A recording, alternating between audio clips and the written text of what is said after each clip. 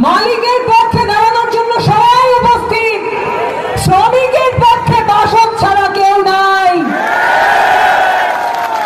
আমরা তখন এই প্রথমেই অপশনিং থেকে শুরু হলো, অপশো স্যালাইন, মেডিমেড, পদ্মা ফ্লোয়িং, সোনারগাঁ টেক্সটাইল এবং আপনারা জানেন অলিম্পিক সিমেন্ট, সকল কারখানায় শ্রমিকরা আন্দোলন করেছে।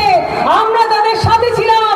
শ্রমিকরা তাদের দাবি কিছুটা হলেও আদায় করে ঘরে ফিরেছে। বন্ধুগণ, আজকে দ্রব্যমূল্যের ঊর্ধ্বগতি, অন্তর্বর্তীকালীন সরকার একদিকে শ্রমিকদের দাবি দেওয়া পূরণে যথেষ্ট মনোযোগী হচ্ছে বলে আমরা মনে করি না। আমরা মনে করি আরো মনোযোগী হতে হবে এবং গণতন্ত্রের উত্তর